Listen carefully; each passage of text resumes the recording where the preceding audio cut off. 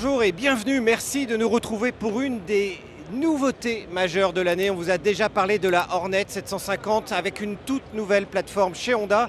Et bien dans cette logique de plateforme, il était logique pour Honda de développer le trail et de revenir à l'historique de son trail avec la Transalp, l'XL 750.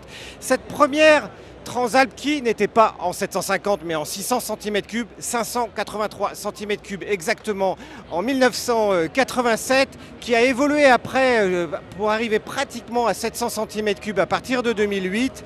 Et puis le modèle avait disparu, il revient désormais, c'est une excellente nouvelle, d'autant plus que ce modèle sera également disponible en version A2 de la même manière que la Hornet le sera.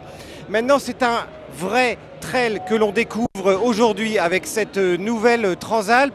On aurait pu imaginer que cette Transalp se situerait entre la 500X et puis l'Africa Twin avec une inspiration Africa Twin, mais en fait elle reprend plutôt des lignes majeures, notamment au niveau de la face avant par rapport à la CB500X, tout en retrouvant une ligne sur le côté qui va se rapprocher de l'Africa Twin et naturellement pas au même prix que l'Africa Twin. Honda n'a pas encore dévoilé officiellement son prix, alors qu'il l'avait fait pour la CB750 Hornet. C'est une très jolie petite machine.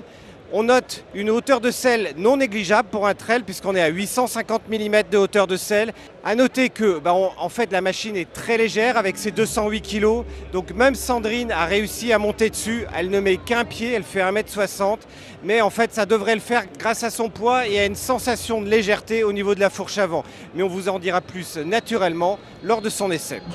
Côté motorisation, il n'y a pas de grande surprise parce qu'on retrouve vraiment le bicylindre en ligne de 755 cm3 dans la même configuration que la CB750 Hornet, c'est-à-dire délivrant 91,8 chevaux et 75 Nm de couple avec un vilebrequin calé à 270 degrés et une culasse Unicam. Les cartographies d'allumage, elles ont été ajustées pour un comportement plus adapté en touring avec plus de souplesse et de progressivité. Le moteur, il est toujours associé à un embrayage FCC anti-dribble. La consommation annoncée reste de 4,3 litres au 100, mais comme la capacité du réservoir est portée à 16,9 litres, soit presque 17 litres, on devrait arriver à presque 350 km d'autonomie. On ne passe pas non plus à côté de l'électronique puisqu'on retrouve un accélérateur électronique associé à 4 modes de conduite avec le sport, le standard, le rain, mais aussi un mode gravel, c'est-à-dire pour le gravier, ainsi qu'un mode personnalisable qui va permettre d'ajuster tous les niveaux d'intervention du frein moteur, de l'antipatinage et de l'ABS. Encore une fois, un gros package électronique que l'on retrouve en général sur des plus grosses cylindrées. Côté partie cycle, on retrouve un cadre Diamond en acier de 18 kg qui se montre en fait 10% plus léger que celui de la CB500X, d'où cette impression de légèreté qui va faciliter sa prise en main malgré sa hauteur de selle. Par rapport à la Hornet, en fait, la différence elle provient essentiellement de la boucle arrière qui a été renforcée.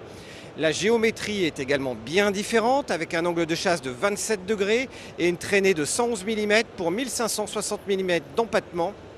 Honda a également équipé son trail de suspension à grand dépattement avec une fourche Showa SFF CA de 43 mm, réglable en précharge et travaillant sur 200 mm, ainsi qu'un amortisseur débattant sur 190 mm à l'arrière avec un système de démultiplication ProLink. En fait, ce sont les mêmes éléments qu'il y a sur l'Africa Twin avec une garde au sol ici de 210 mm. Le freinage est quant à lui assuré par deux disques pétales de 310 mm, mordus par des étriers de piston et un simple disque arrière de 256 mm. On retrouve naturellement un ABS ici qui est à double canot. Enfin, les jantes à rayons à chambre à air sont chaussées de pneus Metzeler Karoo Street ou de Dunlop Mix Tour en 90-90-21 et 150-70-18. Naturellement, comme pour tous les autres motos de la gamme, Honda propose une gamme complète d'accessoires et d'équipements et on pourra trouver ainsi de la bagagerie, une bulle haute, des poignées chauffantes, un shifter, un sabot moteur, des déflecteurs d'air et des panneaux en aluminium. Cette Honda sera déclinée dans 3 coloris et sera disponible dès le mois d'avril en concession, mais encore une fois, le prix n'a pas encore été dévoilé. Voilà, j'espère que vous avez aimé la présentation de cette grosse nouveauté 2023 que l'on a hâte d'aller essayer très rapidement. C'est réellement un des modèles majeurs, notamment par son placement prix et par tout l'équipement qu'il y a, parce qu'on imagine qu'il y a vraiment cet écran TFT, un équipement complet, la garantie Honda est pour un prix très compétitif. par rapport à d'autres modèles qui sont soit plus lourds, soit beaucoup plus chers, encore une fois avec tout cet équipement. Donc merci de nous suivre, pensez à vous abonner en cliquant en bas à droite si vous découvrez la chaîne aujourd'hui, et on vous dit à très vite sur la chaîne également pour retrouver toutes les nouveautés 2023, que ce soit en moto, mais les trails, les roadsters, les sportives et le fameux top 10 que l'on vous invite à retrouver avec nous.